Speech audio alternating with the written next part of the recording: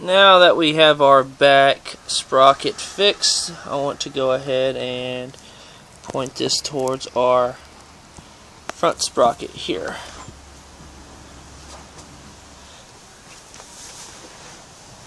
Go ahead and gradually just take the whole assembly off. Now you want to inspect the chain once you have it off. And the part that you have, you just want to make sure that everything is centered up equally. See the difference here? This is my Renthal and this is the stock piece. We're adding a gear to it, so we want to make sure that the size is compatible and everything like that. Best thing to do to make sure everything's compatible is that ring slit is going to be the same exact size, so that ring slit should fit perfectly in there. So we'll put the new one on here. It should fit perfectly in there. There he goes. Perfect fit. So it looks like it fits perfect. Now we can go ahead and put the new sprocket and chain on together, just like that. Now, I'm using these cheaply made split ring pliers. And go in here, and you can actually buy some real split ring pliers. It works a lot better. But if you have a old pair of needle nose pliers laying around, these work perfect. Clip that in there. Now make sure it's not going to come off. Make sure that split ring is seated in there, just like that. And you're ready to go. We can start reassembling everything here. Now it's good to have a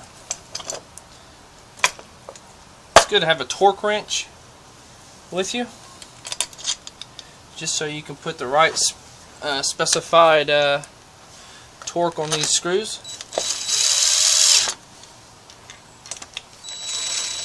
Not everybody has a torque wrench, but as long as you get them tight, it should be okay.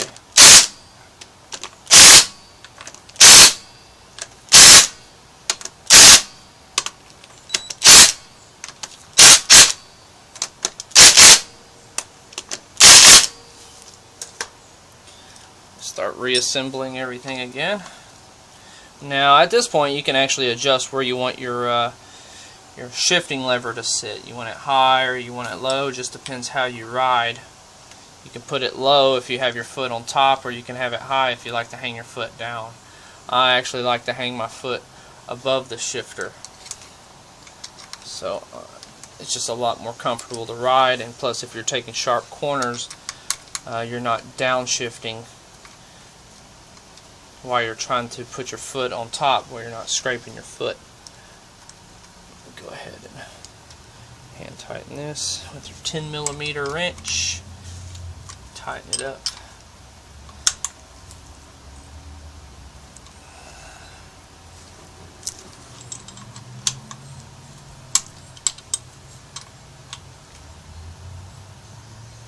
Nice and snug so you don't have vibration losing it. And you're good to go. Now on the back part here,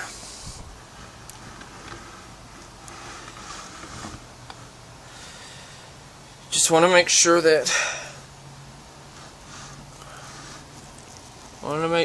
you tighten the chain up within an inch of inch slack. I'm going to pull this back so we can show you what an inch slack would look like.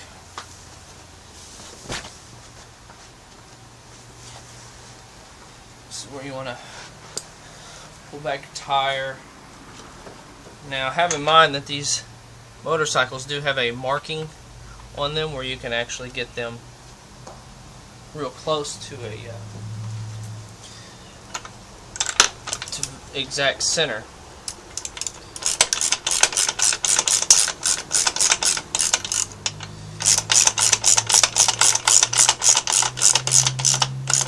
Make sure it's just tight enough where the tire starts to come back.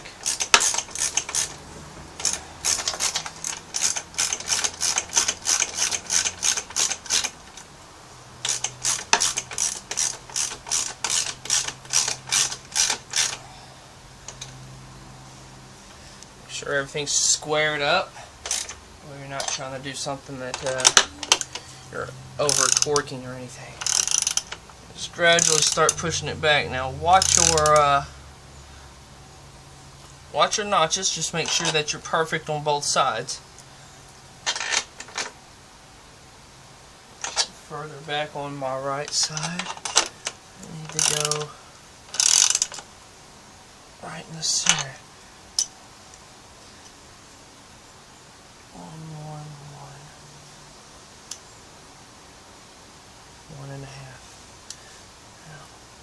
Looks like my chain might be too tight, so what we want to do is grab a measuring device to see, because the specification says between 0.8 inches to 1.2 inches, which is 1 inch, give or take 2/10.